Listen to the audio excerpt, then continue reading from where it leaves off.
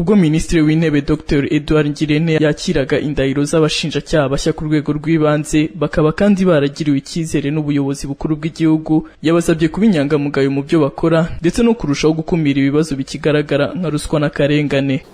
Tukaba tugira ngo tubibutse ko icyizere mwagiriwe n'ubuyobozi bukuru bw'igihugu cyacu, umukuru w'igihugu ndetse n'inama ya guverinoma ko mutazagitatira ntimuzagipfusha ubusa, ahubwo icyo cyizere muzakiyikire ku buryo hatazakenerwa ko mukivanwaho.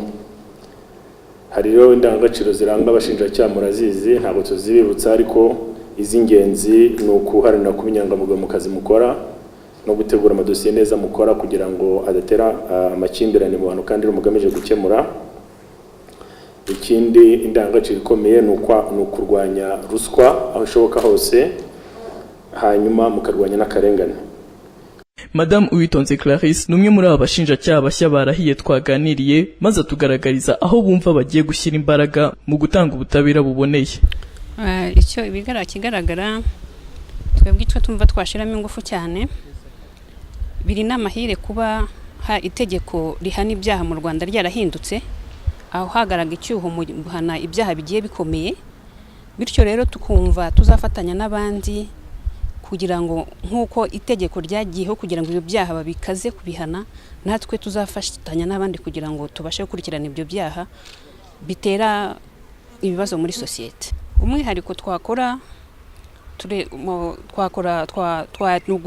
nk'ubushinjacyaha ubundi bukora amaperereza mu gihe ubugenzacyaha yenda haraho butakoze neza, ubundi bukakurana ibyaha bukanabishinja mu nkiko. Twumva natwe tuzagira uruhare kugira ngo amaperereza akorwe byimbitswe kugira ngo abantu be kugirwa bere kandi bigaragara ko hari ibyaha byarakozwe. Bityo rero twumva twashira ingufu mu gucukumbura ibimenyetso bihamye ibyaha, twumva ko tugomba kubicukumbura tugatanga ubutabera buboneye.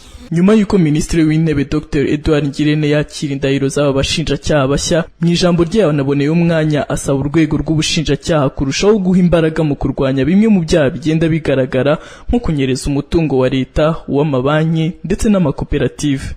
Umulisa Diane, Isango Star.